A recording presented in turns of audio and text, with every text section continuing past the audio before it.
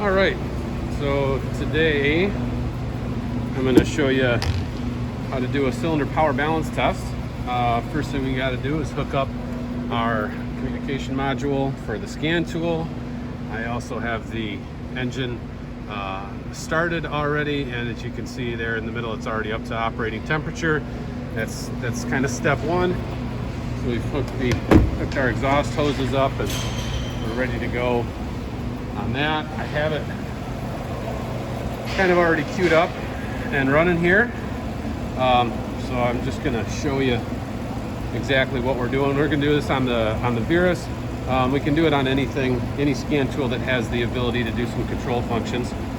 I will see if I can get a good angle at this. So first of all, I've already identified the vehicle. It's 2017 GMC Sierra. This is the school's vehicle. I'm going to go to scanner.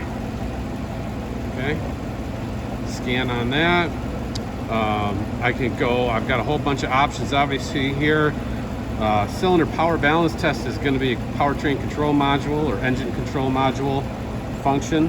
So engine, I can go right there.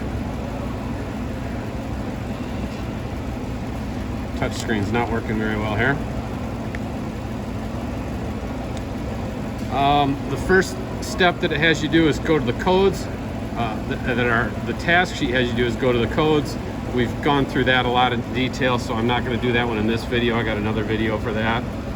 What I do want to do is a functional test. Okay, the cylinder power balance test is a test that is going to disable the cylinders one by one. And what we want to do when we disable the cylinders one by one is, let's say for example, we think that engine's running rough. It's not running rough, but let's just pretend that it is. A cylinder power balance test is going to use the computer to disable the fuel injectors one at a time. So this is a fuel injector, that's a fuel injector, there's connectors to them. The injectors are obviously under this cover. And what we can do is we can disable the cylinder one at a time, and what we're trying to do is identify what cylinder is not firing well.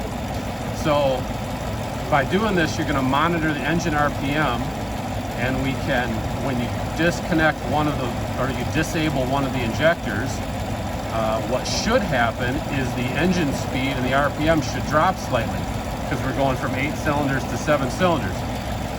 If we if we disable one of the injectors and that RPM does not drop, that means that that's the bad cylinder because it wasn't firing, so it didn't have an effect on anything. So the old-fashioned way was to just reach down there and unplug it. But with the scan tool, we've got the ability to do some of this testing on our own. So I'm going to do a cylinder power balance test.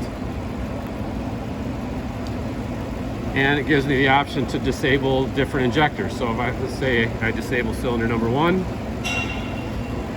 okay, set the parking brake, block, all that's already done.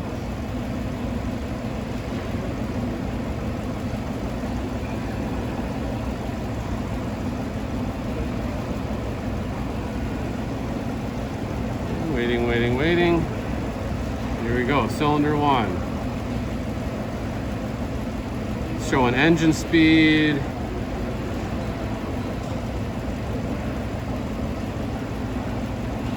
Okay, no misfire detected there.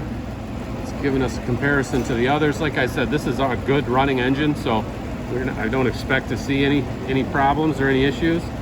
Let's do cylinder number 2.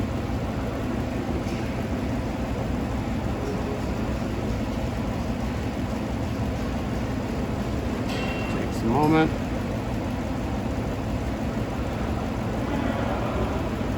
Alright, engine speed is still about the same. No misfire detected here. Okay, I could also open this up and show you some live data from the misfire monitor. I can tell you engine speed as well. Alright, that's what our engine RPM is doing. And everything is pretty consistent and constant because, like I said, this engine is working. So I can pick any cylinder that's suspect. If I think it's cylinder number 4, I could go right to 4. And this is going to show us a pretty good results because it's, again, this engine is working just fine. Here we are.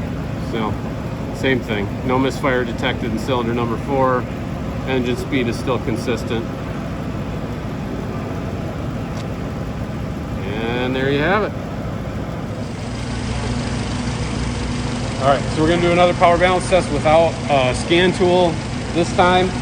This time I'm going to disable the ignition or the fuel injectors manually. All right, so this engine has a little bit of a misfire, and what we're going to try and do is figure out which misfire, which fuel injector's not working by disconnecting each one. So if I go down the list here and I disconnect this, see how that engine kind of stumbles like that?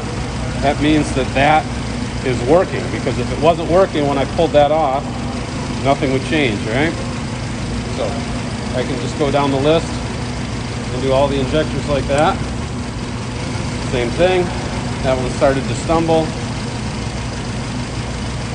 Yeah, no, all of a sudden this one, there's no change. When I take it off and put it back on, that tells me that cylinder number 4 is where my bad injector is.